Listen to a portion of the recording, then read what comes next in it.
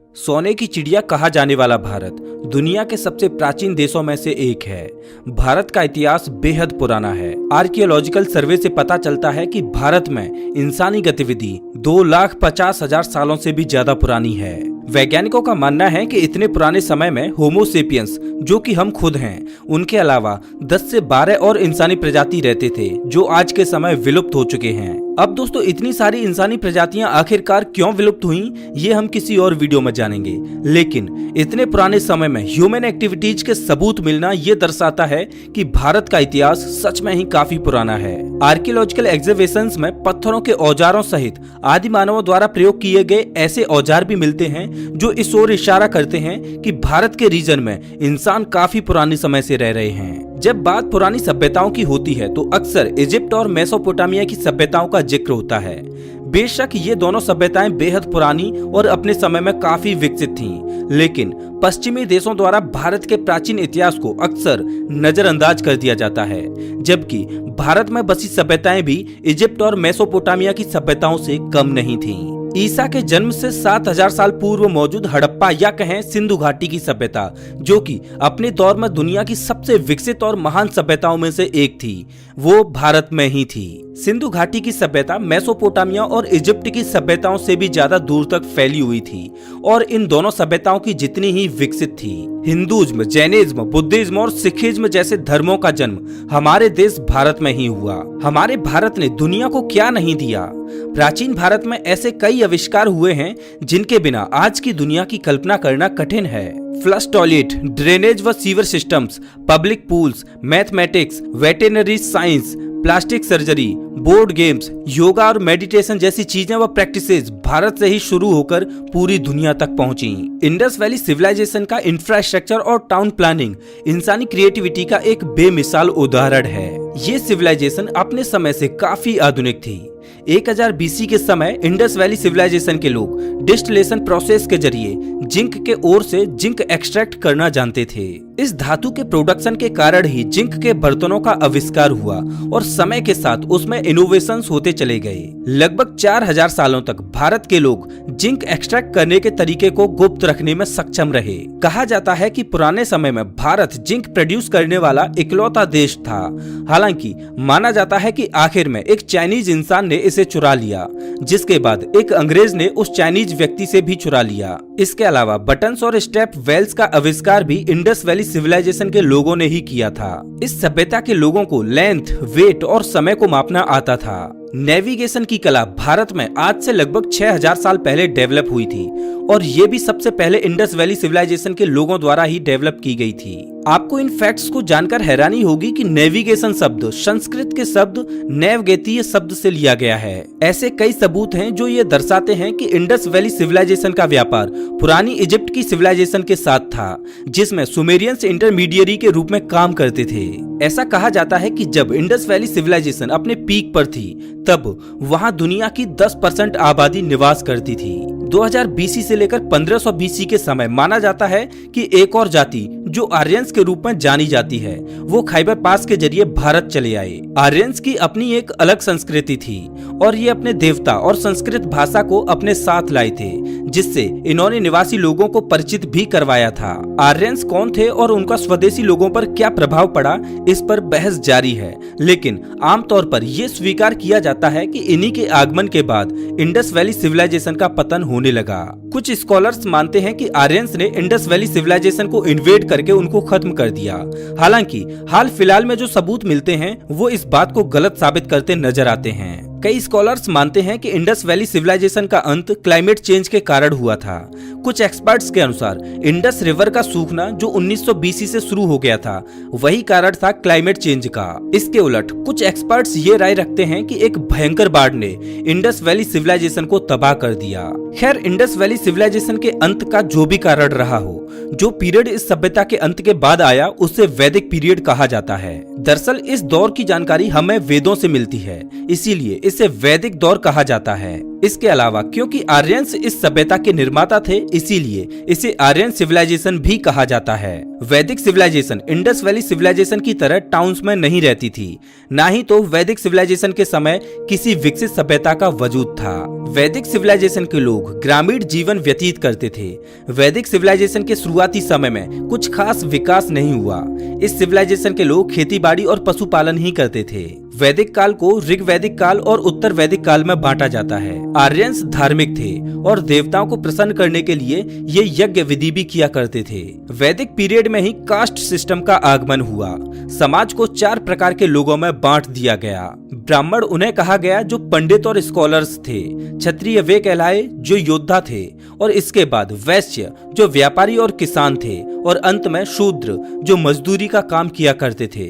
सबसे निचली जाति थी दलित या कहें अछूत लोगों की, जो साफ सफाई का काम किया करती थी। हालांकि इतिहासकार इस बात पर सहमत नहीं हैं कि दलितों का वास इस समय में था या फिर नहीं। शुरुआत में ये कास्ट सिस्टम या कहें कि जातिवाद एक इंसान के कार्य पर निर्भर करता था। मतलब कि जो पढ़ाई किया करता था उसे ब्राह्मण का नाम दे दिया जाता, और जो व्यापार या कृषि के कामों को करता उसको वैश्य का नाम दे दिया जाता। लेकिन समय के साथ एक इंसान का ब्राह्मण, क्षत्रिय, वैश्य, शूद्र होना उसके जन्म के साथ तय होने लगा, और उसके बाद ये प्रथा आई कि कोई अपने धर्म या कहें कि जाति को नहीं बदल सकता, नहीं तो दूसरी जाति के लोगों के साथ शादी कर सकता है। जिस सनातन धर्म का पालन इस काल में किया जाता था, उस धर्म को इस काल से भी पुराना माना जाता था। हालांकि यही वो समय था जब लोगों ने एक सिस्टमाइज्ड तरीके से इस धर्म को अपनाना शुरू किया था। आज हम इसी सनातन धर्म को हिंदू धर्म के नाम से जानते हैं।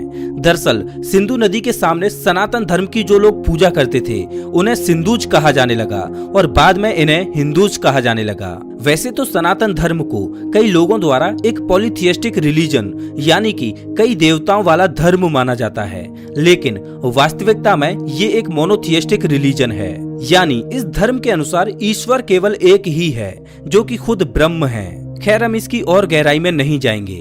बात करें अगर महाभारत युद्ध की, तो महाभारत असल में हुआ था या नहीं ये तो कहना मुश्किल है, लेकिन दुनिया भर के कल्चर्स में लगभग 3000 से 5000 साल पहले महाभारत जैसी ही एक घटना का वर्णन अलग अलग नामों से मिलता है। अब महाभारत जैसी वो घटना महाभारत थी या कुछ और, ये कहना तो मुश्किल है, लेकिन ये हैरानी की बात है कि अलग अलग नामों से एक ही घटना का जिक्र दुनिया भर के अलग अलग कल्चर्स में हमें मिलता है।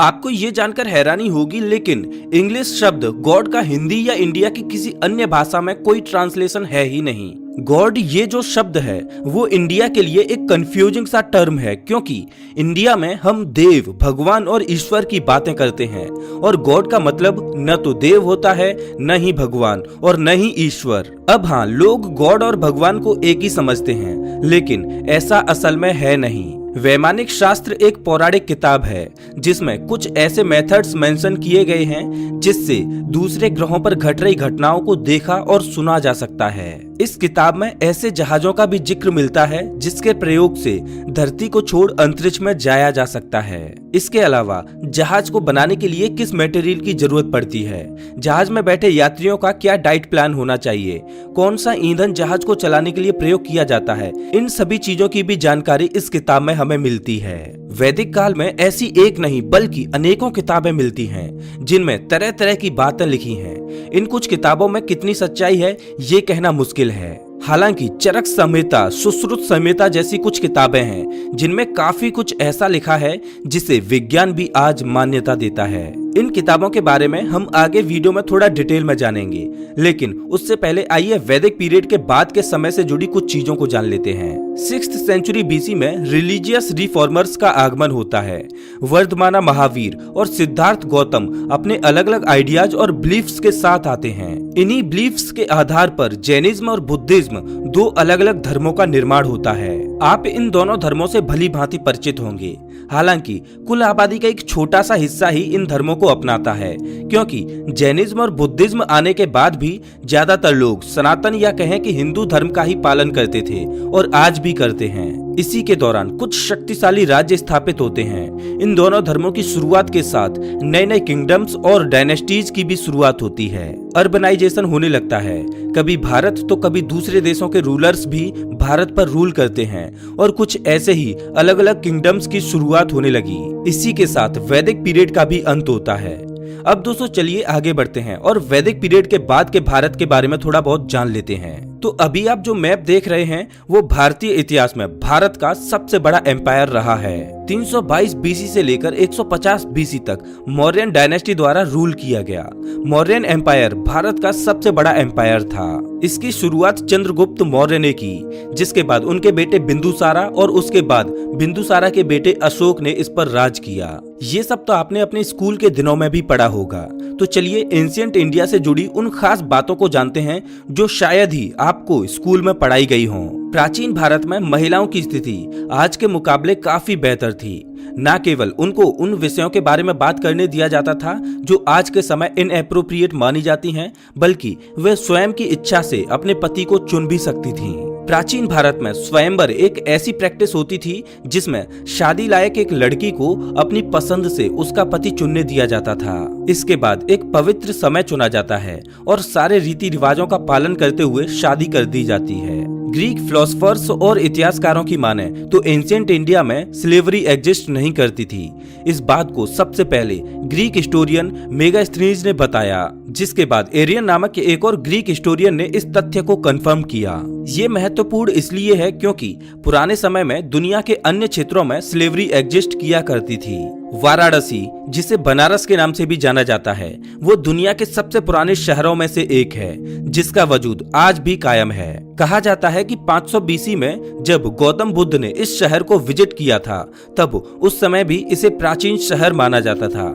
मतलब कि ये शहर सच में ही बेहद प्राचीन था। यूं तो मौजूदा समय में भारत की शिक्षा व्यवस्था कुछ खास नहीं है, लेकिन प्राचीन समय में भारत शिक्षा के मामले में बाकी अन्य देशों से कहीं आगे था। भारत में ही स्थित तक्षशिला को दुनिया की सबसे पहली यूनिवर्सिटी माना जाता है।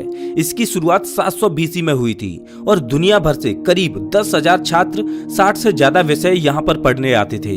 इसके अलावा 5th सेंचुरी एडी से लेकर 11th सेंचुरी एडी के दौरान नालंदा यूनिवर्सिटी भी थी, जहाँ पर हायर लर्निंग के लिए दुनिया भर के छात्र पढ़ने आते थे।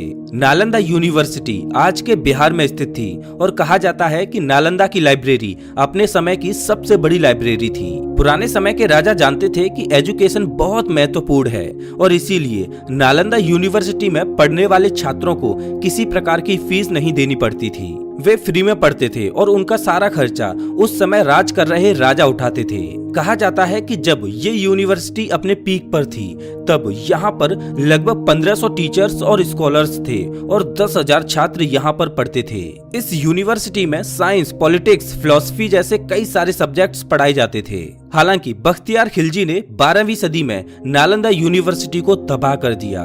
नालंदा की लाइब्रेरी, जिसमें 90 लाख हाथ से लिखी हुई पुस्तकें मौजूद थीं, उन्हें जला दिया गया। कहा जाता है कि नालंदा लाइब्रेरी में मौजूद पुस्तकें 3 महीनों तक जलती रहीं। एक बार जरा सोच कर देखिए, इन किताबों में ऐसी कितनी महत्वपूर्ण जानकारियां रही होंगी जो खत्म हो गई। नालंदा यूनिवर्सिटी के खात्मे के साथ खत्म हो गई वो इंडिजीनियस नॉलेज जो अगर आज हमारे पास होती तो शायद भारत कहीं और होता।